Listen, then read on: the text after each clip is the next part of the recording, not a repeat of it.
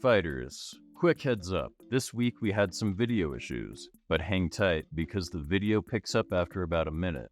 Today we got a killer guest for you, Mira Frenkel. She's a former general contractor who joined our Battleground coaching program, busted her ass, and got a taste of success. But here's the twist.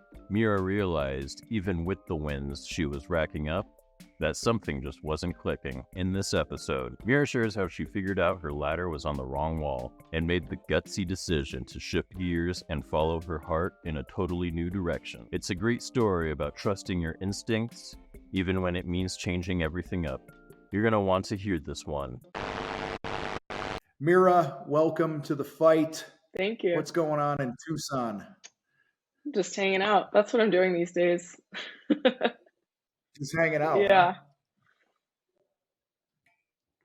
So you've had quite the year. We'll get into the work stuff in a minute. We got married not too long ago. Congrats. Thank you. How's that going? It's great. I mean, Yeah. I told my dad I love being married, and he's like, it's been 4 months. That's good. Yeah, that's good. Well, whatever you're doing now to make it work, keep doing it and it'll work. That's how it works. Yeah. So you got to date your spouse and all that. So I want to dig in today. We want to have you on the show because you have kind of a unique story and I think it's worth telling. Normally we have people on that are in Battleground and they're winning at crazy high levels and this and that. And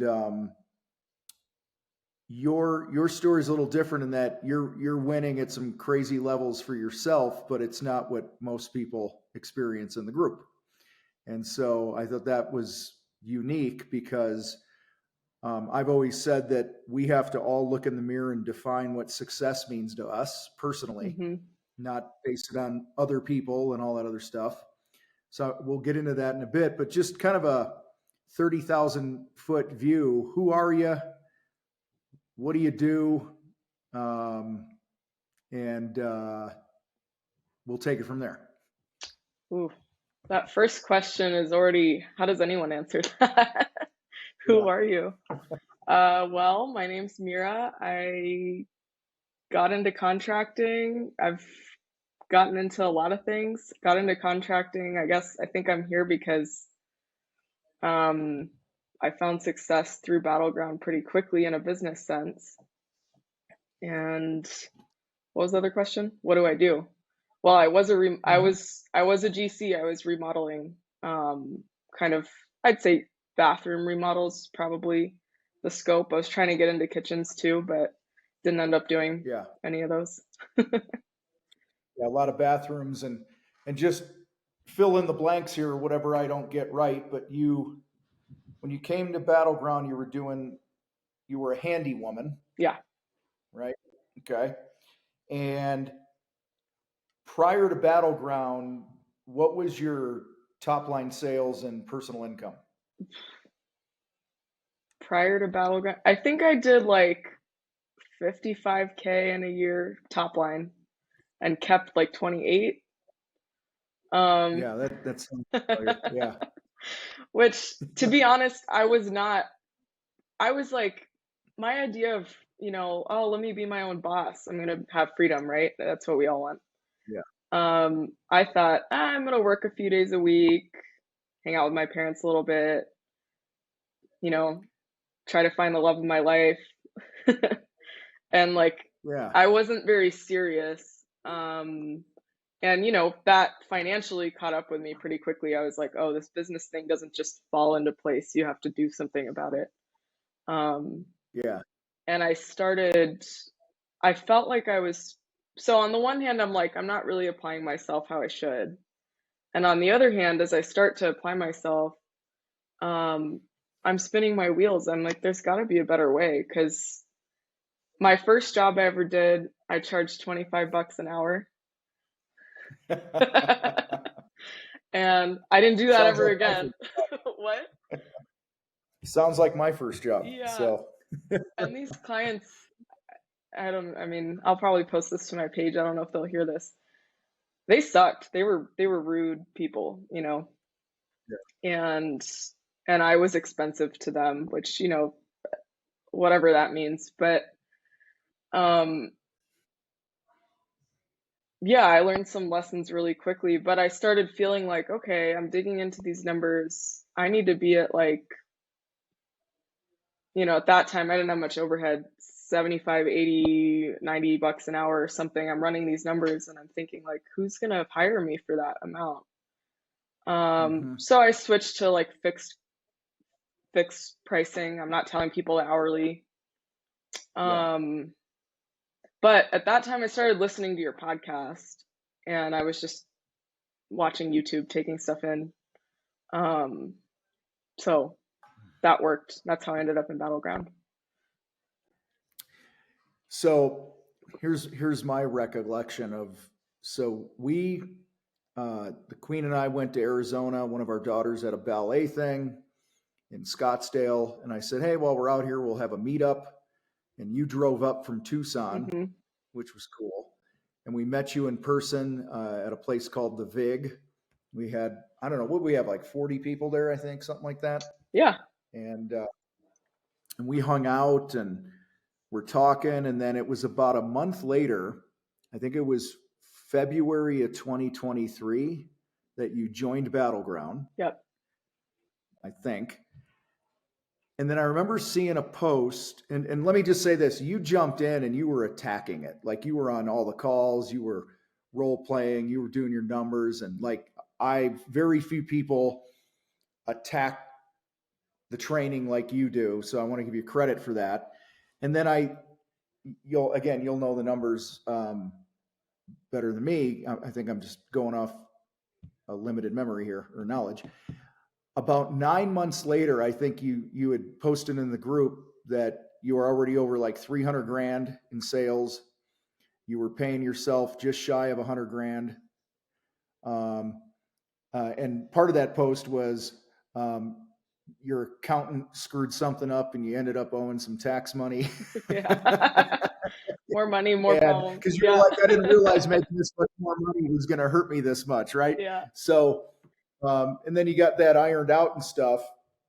And so you go from like 55 grand a year and 28 grand in your pocket to almost 100 grand in your pocket and over 300 grand in a 9-month period, which is amazing. That's awesome. And then you're chipping away. And I don't want to spill the beans on some of the changes you've since made, but all right. So during that 9 months and running the business, transitioning from a handyman, handywoman to a GC, what were your days like? What was the stress level? What was going on? Like, where was you were making money. Yeah. More than you had before. Yeah. And then, what was going on inside of you? Well, a key component to this was in March. So I joined in February, and in March, at that point, I think I hired an apprentice, so it wasn't just me in the field. I tore a disc in my back. And I remember months leading up to that, coming home, and the end of the day, I like couldn't walk. And I thought, I'll just sleep it off. And then I was on a job and I had this moment where I was like, no, this is really bad. I can't be doing this. And I found out that I'd tore a disc. So that really, I was like, what do I do with this?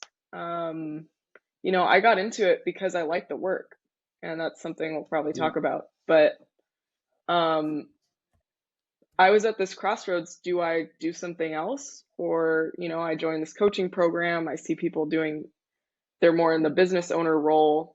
What do I do? So I decided being a GC had been on my mind to do in the future. And it so turns out I'd already gotten the license at that point. So I decided, okay, I'm going full throttle with this GC thing. So then my days became about, man, I don't know. I was in Battleground a lot every day. And, you know, Allison actually said, she told me this the other day. We were talking about kind of the journey. And she was like, I really thought you were spending too much time in Battleground. Like, why aren't you doing your business, you know? But with the perspective we have now, she's like, obviously that was worth it. So it was a worthwhile investment. But yeah, I was meeting people. I remember walking into like I'd go to like a flooring supply store, this kind of store, anywhere I think I could find influencers, just talking to people. I joined the Home Builders Association, so I was doing a lot of that. And then just business stuff. I mean, I don't know, calling people back, but it was all me, you know. And over that period of time, I had to find subs really quickly. So I was trying to meet subs, trying to interview people and get a sense of how's this going to go. I didn't have experience. I had, out of college, I was a project manager for a real estate developer, construction project manager. So I got things from that view, but it was a very corporate environment, and I'd never been like, I have to find the subcontractor. They already had people, and I just had to manage them. Yeah. So it was a lot of learning very quickly. You asked about the stress. The stress was high. Yeah. Yeah, very high. Yeah. Is that what led to do you think that's what led to your back issue? Probably. Or was there an incident where you remember hurting it? No, it was cumulative. Yeah. I mean, yeah, it's always a question like how much of it is this sort of emotional toll that shows up in your body versus just physical, you're pushing yourself. I think it was both. Allison's a dancer, so I've learned a lot from her about like I don't have this physical intuition. I was never athletic. Yeah. And I wasn't thinking of myself as, if you're in the field all day, you're an athlete in a sense, Right. you know? Yeah. And she was like, you need to be cross training, you need to do this. This was all hindsight. But yeah, I was just pushing myself and not doing anything to take care of myself physically, so no wonder. Yeah, I remember you had kind of a rough go there. And so you were like hanging in bed a lot, weren't you? Because of your back? There was a period, Yeah. yeah, I couldn't walk after that. Like I pushed myself so far where going for a 10-minute walk was hard. Yeah. And at the same time, you 6x'd your business. Yeah. Which is funny because I have a friend back in Chicago who had a back issue. He had a major back surgery. He was out for months and he ran his business from home, never went to the field, and his business doubled in that time period. So there's the formula, just break your back. Yeah, hurt your back. And, well, it forced you to have to learn to recruit and delegate and communicate better with your teams and all those different things, right? It's true. There's always a positive. I mean, I'd hear from people in the group, oh, I'm trying to get out of the field. And for me, it was like, I can't do this. The client wants this. I have to find someone else to do it. So yeah, that was, I guess, in some ways a blessing. Yeah. Yeah, there's always the blessing in the adversity, that's for sure, and if we're looking for it. So so then there was a period of time. I want to get to the meat and potatoes here. I was just giving everybody a little context. Sure. So on the outside, like, hey, this is going great. I 6x my business in 9 months.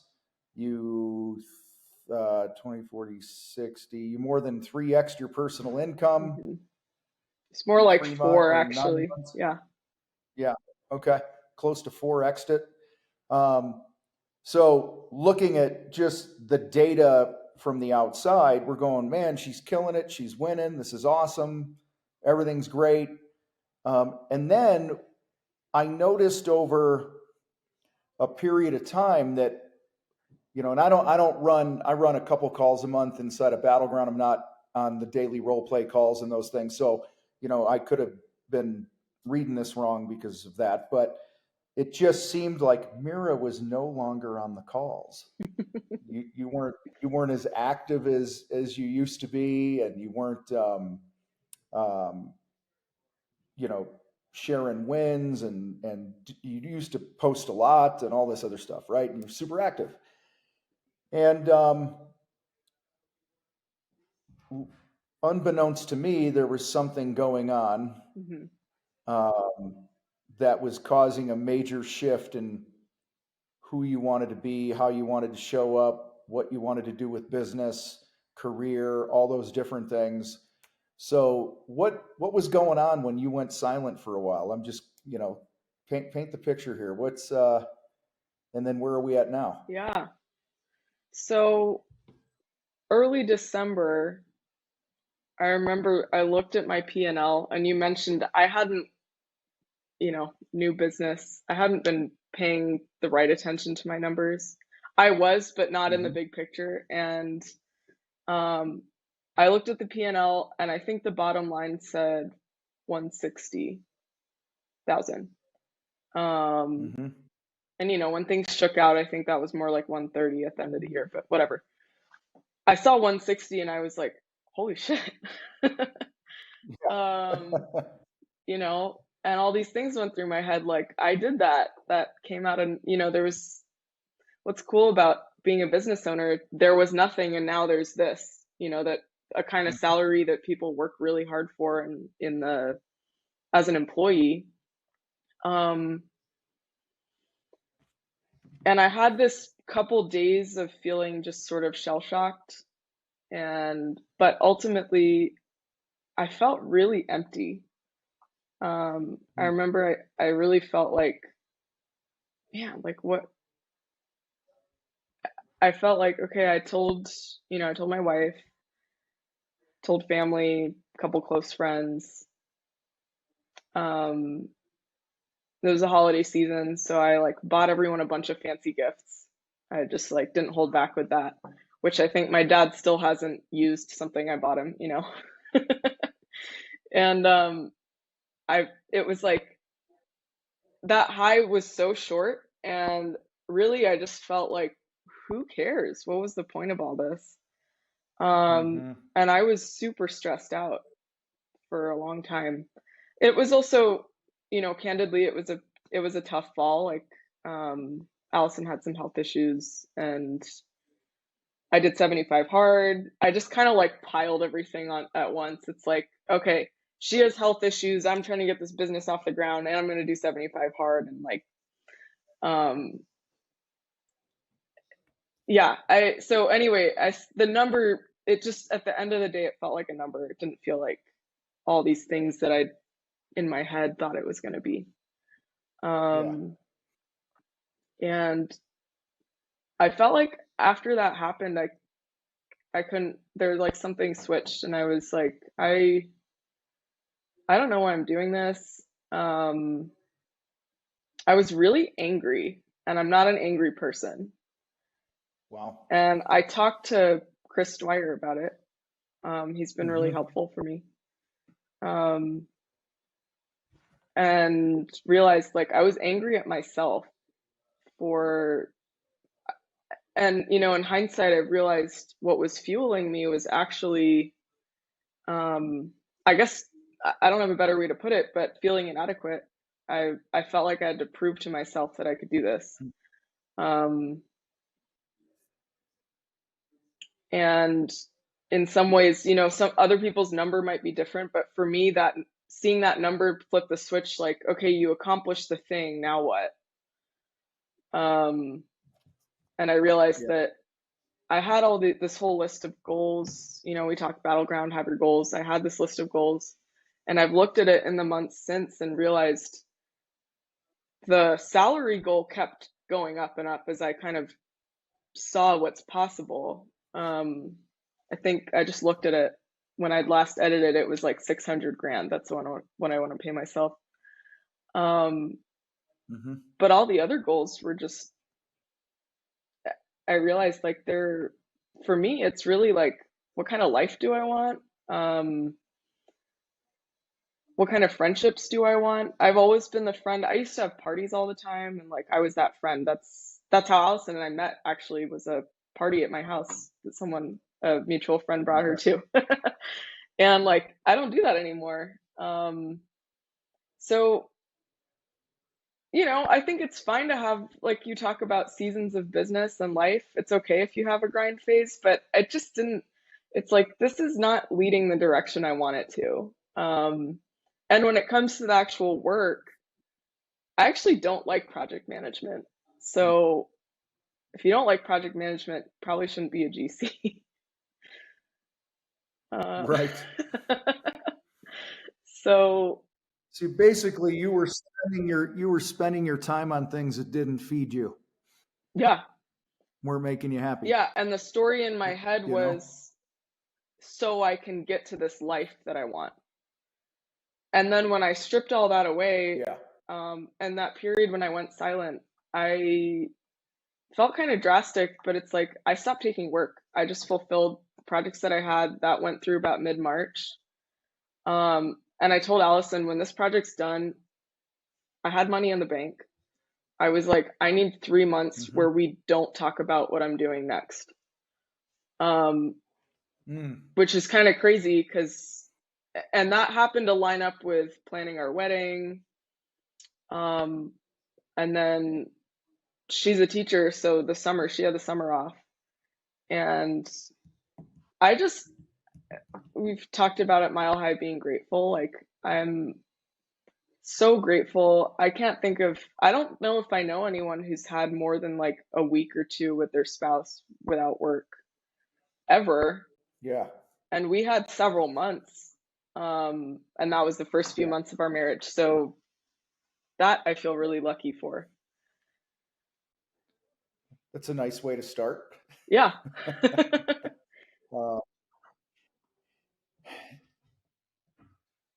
One of the reasons I wanted to have this conversation is, like I said, we all are in charge of defining our own success. I was part of a coaching group many, many years ago where nobody ever came out and said this. It's just the way I interpreted things, is I felt like I had to keep up with the Joneses in the group. Everyone's sharing their numbers and their growth and what's going on and all that. And they were all way older businesses than I was at the time. And so I'm comparing myself 2 or 3 years in to somebody who's 10, 12, 15 years in, right? Yeah. And all that did was make me feel like shit. Like I'm a loser, I'm not accomplishing, and this and that. And so for today, I just wanted to make sure that people know that you gotta, if you're not fulfilled, if you're not happy, if and those types of things in your life, then you got to examine everything. And you did what a lot of people don't do, is you basically said, I'm tapping out of this GC thing, which is great because we all have a choice. Yeah. Nobody's holding a gun to your head to keep your GC business going, right? But it really feels like it. But you are, right? Does. It's you. You're the one who's saying that everyone's going to think this or that, or I had so many conversations with Allison, like, I can't do this. And she's like, what are you talking about? This is your business. Anyway.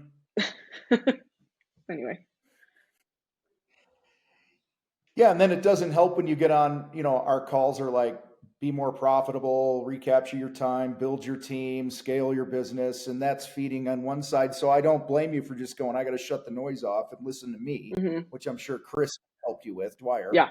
For those that don't know Chris Dwyer, we call him Yoda. He's our mindset coach inside of Battleground.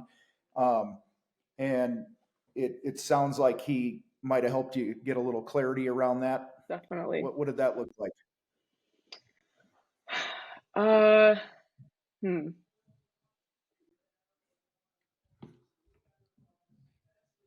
Chris and I talked a lot about kind of your inner,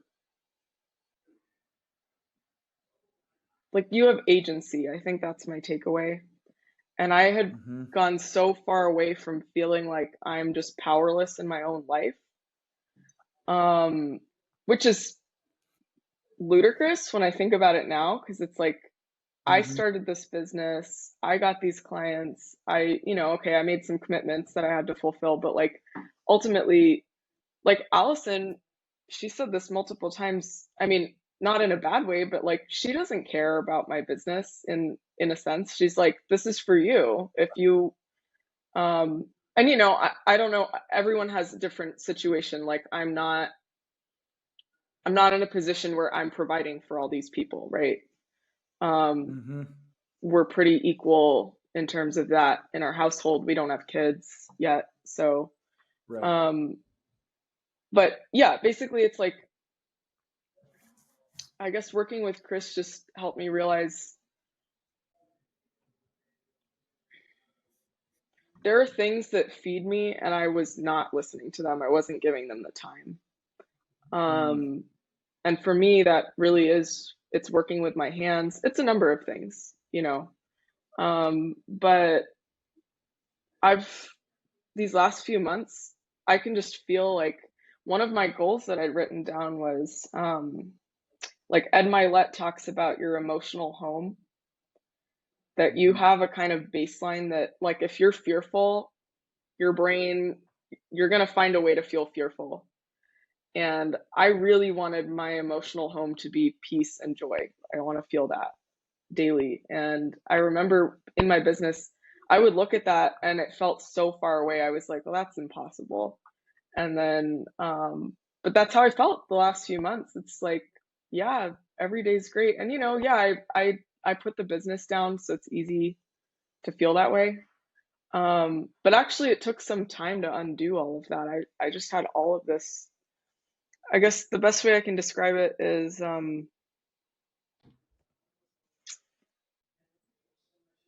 I know there are these things that energize me, and for whatever reason, I was just getting further and further away. And at some point, my body, my soul, all of it was like, no. Yeah. It's funny. One of the things Chris helped me notice, I've worked with him for years, and about once a week, our therapy, counseling, coaching, whatever you want to call the sessions I had with him, where we'd go out and grab a couple beers and just talk. That was like our thing. And he goes, I've made an observation over the last several months. And I said, what's that? And he says, whenever you're talking about something that's stressing you out, you move your right shoulder. Hmm. He's like, why do you move your shoulder? I said, it hurts. And long story short, we realized that that's where my stress shows up, is in my shoulder. Yeah. And so, the body will tell you when, you need to figure shit out. So, um, so you got this business, it's growing, going well. You're coming to all these conclusions. Basically, you shut your doors, Yeah. And right? yeah, at the time, it was really, I wasn't sure. I was like, I don't know if I'm going to continue with this, but I have to take a break.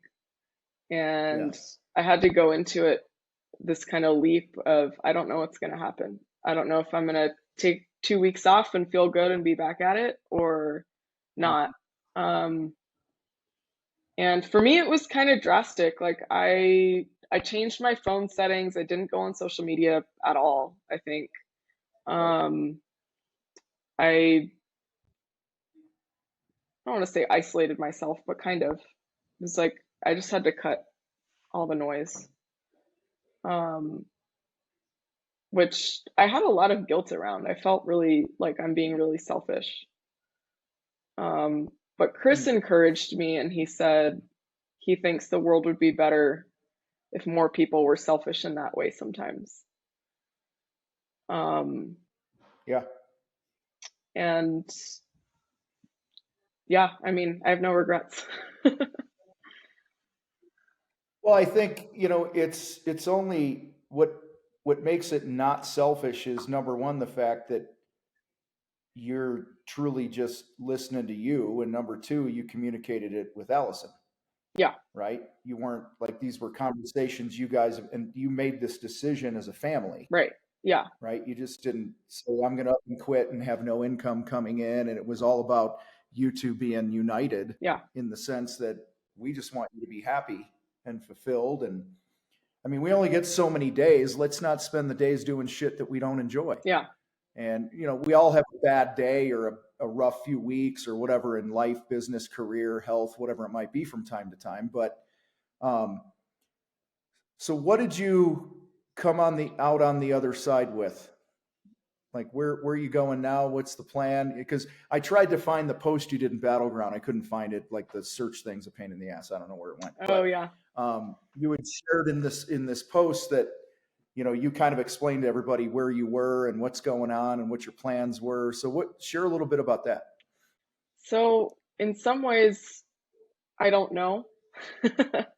And in other ways, I have clarified some really fundamental things. So I have always loved woodworking. That's been like a thread since I was probably 10.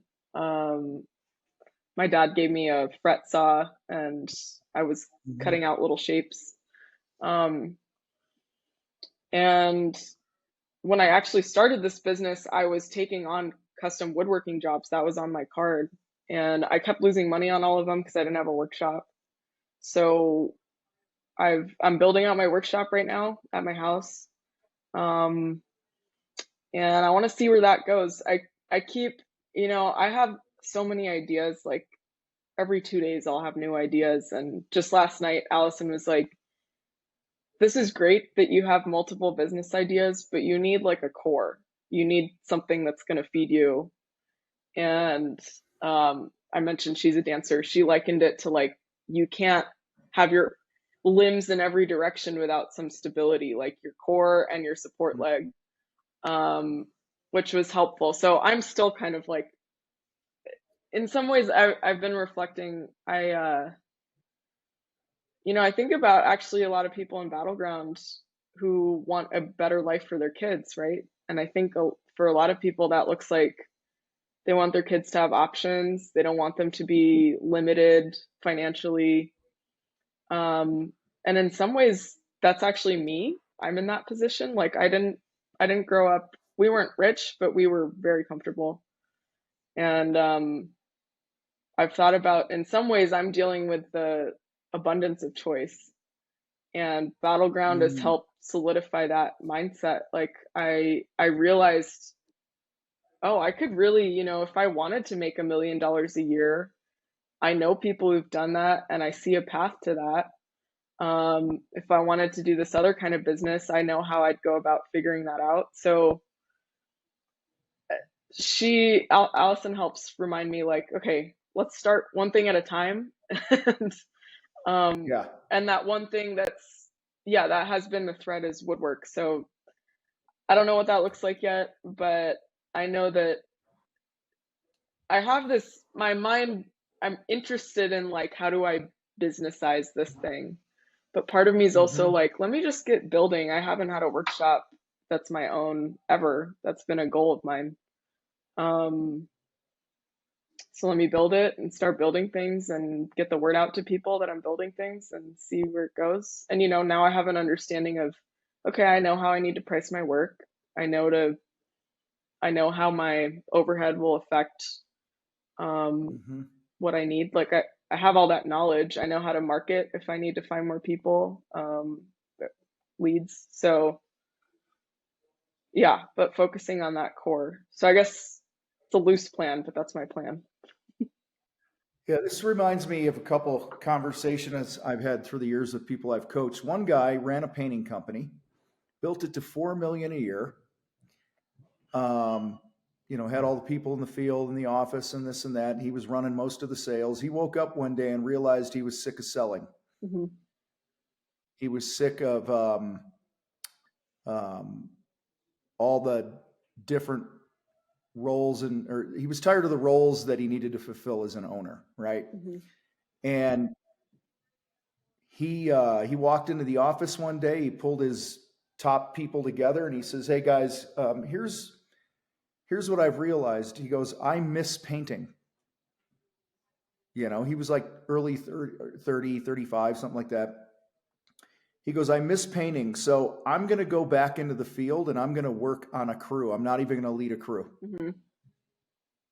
And we're going to pay me whatever we pay painters. And then I'll take a percentage of profit distributions every quarter. But I just want to paint. And then they invested and they hired a couple more salespeople and other people. He promoted somebody to like general manager. And he listened to that voice like you did. And now he didn't shut the whole thing down. He just shifted his role. Yeah. And he's happy. And then I've talked to other people where they're running a business and they realize that they're just not. I guess it's okay to not want something or to change your goals, is my point, when you like you have. And so this other guy I'm thinking of, he did similar to you. He just went back to being like a one-man company. He's happy. He just wants to manage himself. He doesn't, and I bring this up because there's a lot of people that'll be like, I want to grow my business, but I don't want to manage people because people are a pain in the ass. Mm-hmm. Right. And now, if you want to grow and quote scale, you're going to have to grow the people. Yeah. That's that. But this person I'm thinking of, he was like, I could be a one-man show. I could work 3 to 4 days a week year round. I could put $1.50 in my pocket every year, and I'm content and I'm happy and I'm home and I'm not getting texts in the morning about, how come so-and-so didn't show up. And so back to the whole thing that, the results that we get in our life and our business really come down to the choices that we make. Like any one of us can choose and have chosen whatever we have right now. Right. And so that's where I like I said, why I wanted to have this conversation, because I think a lot of people put all this pressure on themselves that their business has to look a certain way. Mm-hmm. And now, no bones about it, Battleground and what we do in the fight, for the majority of people that come in, they want to grow, they want to build a business that can run without them. And that's cool. And you just decided, there's some, and maybe it'll change in a few years. You never know. Right. And that's okay if it does. But I think you had the courage to be honest with yourself and go, this isn't for me right now. I had a crew leader in my old company many years ago. We made him a crew leader. 3 months later, he walks into the office and he's like, I just want to paint. Mm-hmm. He's like, all this pressure is setting up the jobs and managing the client and the crew and the scope of work and upselling and tracking the hours. It stressed him out and he wasn't happy. So he actually asked us to demote him back to just being a regular painter, because he was in touch with what was going to make him happy. You had mentioned that on the other side of all this just soul searching, whatever you want to call it, you came up with some non-negotiables. Mm-hmm. Curious what those look like. And if they're too private, that's fine. You don't have to share, but I'm just curious where you're at now with those. So,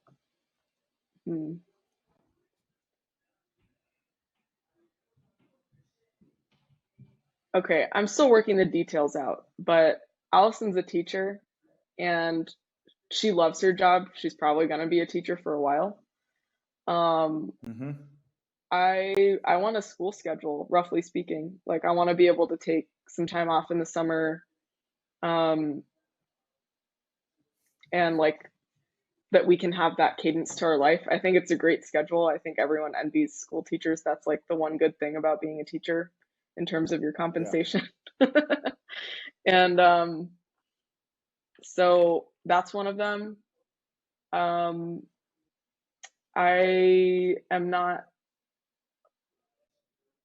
I've just heard from my family, in-laws specifically told me that talking to me now versus a year ago or like 6 months ago, well, I guess 9 months ago, something like that, when I was in the thick of it, is just night and day. I think typically I'm pretty present when I talk to people, but I wasn't there and all I talked about was my business. It's like someone asked how I'm doing. I just couldn't, I was just always on. And I'm not going to get like that. I think that's not healthy. Um, and another thing, like, I'm not going to have a business that, you know, I think it's this question, do you have to be passionate about the thing in your business? Mm-hmm. I'm not going to speak for anyone else, but for me, it's yes, to some extent. Yeah. Um, Yeah. so that's a non-negotiable. And yeah, so I guess the how is pretty vague, but basically, like, I'm not going to let myself slip into this unhealthy mindset, which leads to an unhealthy physical life too, I think. Um, yeah, I think if you are not, if you can't turn it off mentally, I, I had this idea that you can have, people talk about like different buckets you're filling and you switch tasks. And I don't know if Mm-hmm. I've even wondered if there's like a male female thing there, but I can't do it. Like, I kind of need to flow between the things in my life, Yeah. and feel like they're all not connected, but like I've talked to people, and they say like, oh, we don't talk about work, like, as a couple. We just don't talk about work. I can't do it. Like, work is a big Yeah. part of my life. We have to talk about Right. work. I want Allison's opinion on everything. I want her to, I want to bounce ideas. That's how I work. I talk a lot. And um, so if that, if the energy around that is unhealthy, it's going to bleed into everything in my life. And Yeah. um, so something I'm thinking a lot about is chopping up your life into these different things. I don't think that works for me. Mm-hmm. And that kind of goes with the lifestyle I want. I like, I have trouble with time blocking. I think it's like I'm either, I don't know, because every day's different in some ways. I have a hard time with Yeah. forcing a schedule. Well, it sounds like you're just after a lifestyle business that provides you the freedom you want Yeah. in some ways. Like, just, I'm not trying to build a big empire here. I just, whatever the money goals you have are and stuff. And I actually believe wholeheartedly that because you've gone through this and now you've got like these non-negotiables, if I'm going to schedule my business or career or whatever around, my family schedule, Hmm. right? I'm going to work in my passion and those other things that you shared. I actually think you'll probably end up making way more than you would have had you been running your GC business, honestly. Yeah. Because I think, and I don't mean just make more in the financial, even though that's what I mean as well. I think just in all areas, um, and I think you've accomplished what a lot of people rarely accomplish, and that's separating who you are from the business. Oh, yeah. So many of us entrepreneurs, like you said, people would say, "How are you doing?" Hmm. And you would immediately go to the business because we identify I'm the business, and so um, I struggle with that too.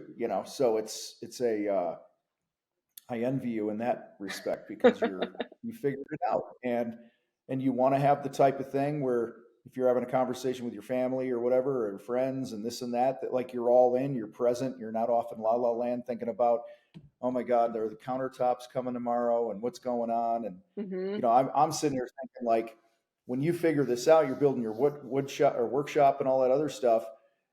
You're probably going to find something that you go, okay, if I can build X amount of widgets a year at this average number, I will have the pace of life and the income that I want and the joy that I want, and I'm good to go. Yeah. Whatever that ends up being. Yeah. And Um, that, oh, there's a lot I could say. Well, the first thing I want to say about identifying with your business, um, it really felt like a breakup.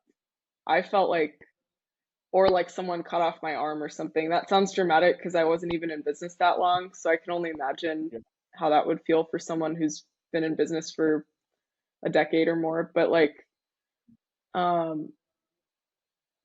emotionally it was gut wrenching. I felt like I'm a failure, which is a little stupid because I made more than 6 figures in less than a year. Like, why is that a failure? Yeah. But yeah, and you know, what will people think of me? I still have some head trash around that. But it's hard to even put myself in that frame of mind now, but it was really hard. And I know Allison has expressed, she's like, okay, I get that we can't predict the future, but I really don't want to go through that again, is what she said. And I told her, I'm like, look, I can't promise anything because business, you know, it's an unknown. But having some things in place, yeah, but that was the issue. I just felt like this is me. All of this is my reputation, it's me. And what's going to happen if I let it go? You know, I just felt like now that I know, okay, I didn't fall apart, but it felt like, how could I possibly get rid of this train is going, you know, how do I stop it? And the train is me, so it was all very confusing. But I posted something not too long ago on one of the socials, and I saw, read, or heard something that made me post this thing. But basically, it was like, if you don't like it, change it. yeah, It's really that simple. yeah, It'll probably be inconvenient. You'll probably have to have some tough conversations, apologize to clients, employees, what, you know, whatever, if we're talking like this same context, somebody shutting their business down. But once you get through that, you changed it, you know? And I think we far too often say things like, I have to, yeah, I got to do this, you know, and well, the reality is you don't. right, I mean, you could choose not to honor a commitment, yeah, which you can take that any way you want, lack of integrity or whatever, right? But you still have a choice. yeah, So, it's funny you brought up, you know, part of you was like feeling like a failure, but no, I wasn't really a failure. And it's funny because one of the questions I was going to ask you is, are you a successful business owner? I know the answer. If you ask my dad, the answer is no, I think. That's another story. But how about you? What do you say? Yeah,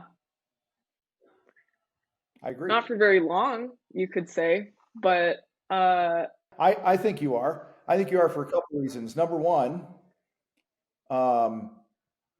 this business that you ran was a vehicle that got you to where you are now to realize what's important to you, and that's a win. So that's the first way I look at it. And the second way is just on paper, you had a great run while you chose to do it. And you didn't tap out because you were bankrupt and, you know, fucking up. You decided like, this just isn't me. It's not that you don't want to be a business owner of some sort, right? But you're just like, the way that we're doing it now is just not working for me. And you had, you know, you were in a position, you said earlier, like, I got some money in the bank, I can take some time, I can figure this out. So all these things to me are, you're a success. And I think a lot of people, they hang with their business longer than they should because they feel like they won't be a success. They're going to be a total failure and a loser. People are going to judge them. When really the only thing that matters is, you know, what you think about you personally. yeah, Are you happy? Are you fulfilled? Are you getting what you want? And right now it sounds like you're getting what you want, even though you don't have it all mapped out yet, but you're on the path to getting what you want. So I'm proud of you. I think it's awesome. Thank you. And, you know, and I know you got the respect of a lot of your peers in Battleground and stuff. And believe me, there's probably a lot of people that are sticking with it that would rather not stick with it because of some of the responsibilities they have. They might have 4 or 5 kids, Yeah. and so at this point in your life, you figured this out early. Yeah. Where a lot of people figure it out in their 40s and their 50s, and then they got handcuffs on. Mm-hmm. It's just harder to make. Not that you can't make those decisions. I mean, I've made decisions like that later in life, where that were super inconvenient and uncomfortable, and people were like, "What the hell are you doing?" I mean, when I left my first painting company and sold it, it was like there are a lot of people who are like, "Dude, you guys are doing great, and you're on the uphill trajectory," and then you left. Mm-hmm. And there were a lot of reasons for that. One of them was I just knew there was more that I wanted to do. Yeah. You started this thing, you ran this business, you put over 6 figures in your pocket, 6x your revenue, this and that, built something out of nothing. And then you got there and you're like, okay, check, I've done that. What's next? Yeah, actually that is kind of how it feels. Right. Which I think shows the why wasn't strong enough, or maybe it was the why for that season, but that's not a lifelong business why. And personally, what I've realized is that wanting to check the box was more from a place of fear and insecurity than like, if I wanted to go check that box for fun, that's one thing, then okay, all right, I checked the box and what's next? But because my identity was tied up in the business and all of that, it's like I was being fueled by fear. I felt like I had to, I hate to say that, but in some ways, my participation in Battleground, that's just how I've always operated. It's like I have to. It was a compulsion, which that's something else I've talked about with Chris. Like this I have to language. I don't. That's not how I want to live. Not to say that constraints aren't helpful sometimes or responsibilities don't matter, but like if your mental state is I have to, I think it closes you off. It's like you're as a being, you're closing yourself off. I think you are what's the word? You're modeling what it looks like to create a life and a business that serves you instead of you being a slave to it. Mm-hmm. So, and a lot of us get on that hamster wheel that we can never get off, and we're a slave to the business because we got to keep feeding the machine or everything dies. Mm-hmm. And we end up going into tons of debt and owing people money and all this other garbage if we want to get off the ride, And so you actually, I think, spotted it early. And this is part of your wisdom gathering journey through life, and you're going to take, what you've learned up until now and experienced, and you're going to go to your next thing, and there'll probably be another thing after that, and so forth. Mm-hmm. I mean, that's at least what it's been for me. Is everything I do leads me to the next thing. Yeah. But there is, for me, like you talked about, the thread for you weaving through is the woodworking, Mm-hmm. right? For me, the thread for me, there's a couple, but my top 2 are freedom and impact. I will always do things that allow me to have a massive impact and give me the maximum amount of freedom for me. Mm-hmm. So, because I mean, you know enough about me and the fight to know that without the fight team and the support team and all that other stuff, this thing would burn to the ground because I'm like way out in the clouds half the time. Yeah. I'm the visionary. I'm trying to, so,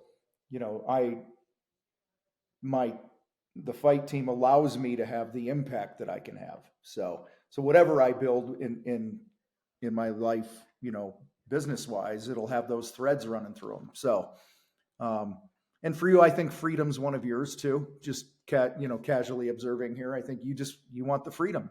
Yeah. You want to take the summer off, you take the summer off, and it doesn't hurt anyone. Yeah. And you and Allison travel around and goof off, and it's a pretty good life. Yeah.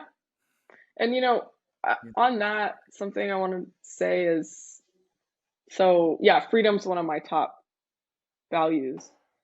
Mm-hmm. And I think that a lot of people in Battleground and probably contractors or, entrepreneurs in general have that. A lot of people value freedom.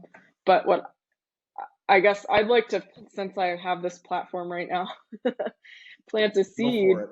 Like for me, I got caught up in the money. And, okay, I made, bottom line, I think was like 130 before I sunk some stuff into trying to reduce my taxes. But Mm-hmm.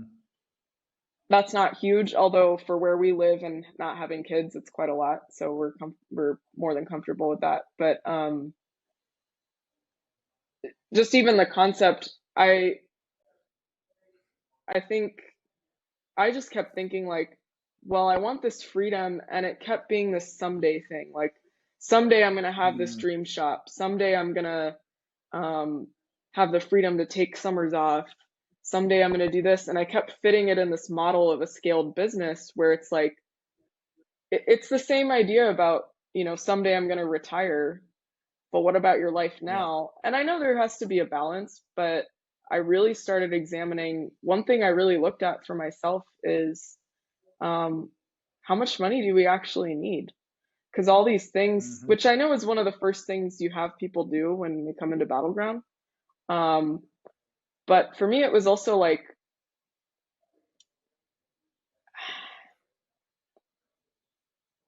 for example, I'm trying to think, my dream shop.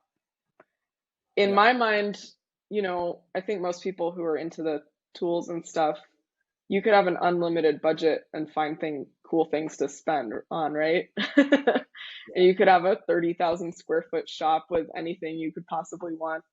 Um, but ultimately, if you don't have the time to use it, what use is it? And so Right. for me, I realized actually I'm going to just turn my carport into a shop, and I have a bunch of tools because I have them, and let me make some things in there. And if I don't have the time or energy or mental capacity to do that, that's a problem. Mm-hmm. But the budget went from could be $1 million shop to all right, I have 10 grand I'm going to put into this, and I have what I want. Yeah. Um, Yeah. so a change of perspective on some of my goals happened. And so I guess I would just, anyone who's listening, think about what are you hoping to have someday, and can you have some of it now? I don't know if you ever read The 4 Hour Work Week by Tim Ferriss I years couldn't ago. get through it. I read like half of it. Yeah, he a thesis of the book is we work hard to retire later instead of taking like mini retirements through our life. Hmm. And so that's what it reminded me of. And we gotta, like you said, if you keep talking about someday, then you're not going to do shit. So it's, Or you're so just, I'm proud of you. Yeah. well, you'll be. Allison is a friend who he works as an emergency nurse, I guess. Anyway, he says the number of people he sees who are in the ICU, they're like, I just retired and we were going to travel the world and now I'm here and I might not make it. And that for him has Ouch. caused him to have a really extreme lifestyle of travel nursing and then just doing whatever the hell he wants until he needs more money. But, there's but yeah, I really looked at, there are people who live on very little so they can have a lifestyle. And I think it's just how my mind works. I have to look at the extremes. Like, okay, let me think about having $1 million a year, and then let me think about people who live on 10 grand a year, and like, where do I want to fall in there? Yeah. Just expand your mind. But Yeah. I know a lot of people that, they don't own a business or whatever, but they have a job making 40, 50 grand a year and they got money in the bank and this and that because they have discipline of their spending and, they, just don't spend more than they earn. Right. yeah, So, Yeah, I think it's just that discipline. Like a lot of people, we screw ourselves because we make more money, so we spend more money. Oh, I got a raise, so let's buy a new car. Get a bigger house, get whatever. And I think that's a conversation of itself of just never being content, right? But well, I can't wait to see your next chapter. So I'm watching, and I know we'll stay in touch. And I appreciate the example that you gave so many people in Battleground and the support and the help you gave them. I appreciate the fact that you came on here today. I guarantee you there's a few people that needed to hear this, that, it's okay if you don't want what you're quote unquote supposed to want when you're growing a business. My big thing is, we're always talking about the money here and stuff. And we do that because most people don't make what they're worth. And it's like, if you're going to own a business, take on all the stress, then you fucking better get paid, So for the value that you're bringing, that's why we talk about it so much. But as we all know, money is not everything, but it does make some problems go away. So, but no, super appreciate you taking some time to hang with us today. Like I said, we're going to keep our eye on you. We'll stay in touch.